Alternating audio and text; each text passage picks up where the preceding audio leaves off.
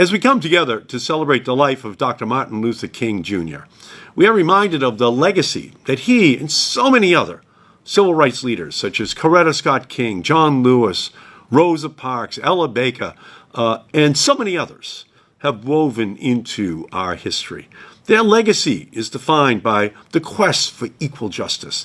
It is a legacy as powerful and relevant today as it has ever been. And it is a legacy that will carry us towards the beloved community that these leaders had imagined for our world. Their beloved community shares a vision in which all people can share the wealth of this great earth that God created. A vision where poverty, hunger, and discrimination are no longer tolerated.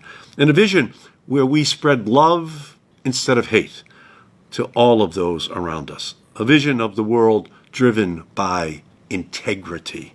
And right now, we are facing a challenge to our nation's integrity. This is not a new challenge, but it's an existential challenge for the strength of our sacred democracy. Our charge is to ensure that every person has a say in their government, that every person, no matter of your race, income, gender, or ability, has the opportunity to make their voice heard at the ballot box.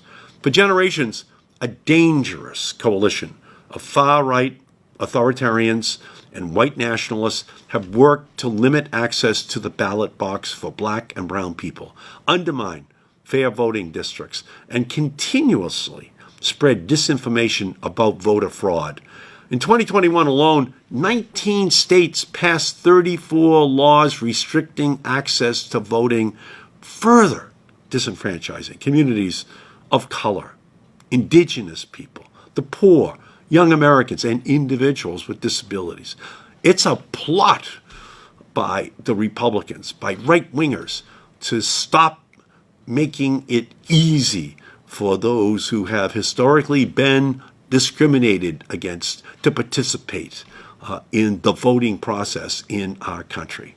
But we have a chance right now on the Senate floor to stand up to this anti-democratic movement and to banish these discriminatory policies to the political dustbin of history.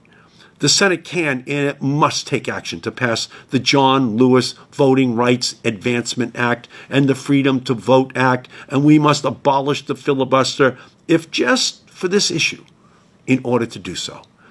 With these critical bills, American voices will no longer be drowned out by special interests and by hate and division, because it's those voices and those votes that will ensure a future where black and brown communities no longer have to breathe dirtier air or drink more polluted water. It's these voices and votes that will provide economic, housing, and employment justice for communities that have been left out of the national agenda for far too long. It's these voices and votes that will reform our criminal justice system and finally provide justice for the generation of African American men who were incarcerated during the war on drugs. We owe those African American men a national apology for what happened to them. Dr. King told us that the arc of the moral universe is long, but it bends towards justice. But that arc of justice will not bend on its own. We need everyone to have their hands on that arc, grasping and pulling and bending it down towards justice. So with Dr. King's words and spirit in our hearts, we have our marching orders. I pledge to you my partnership to stand together in this fight with you for liberty, for justice, and for our democracy. God bless Dr. Martin Luther King Jr. God bless his soul. God bless all of you for all of your work. God bless each and every one of you.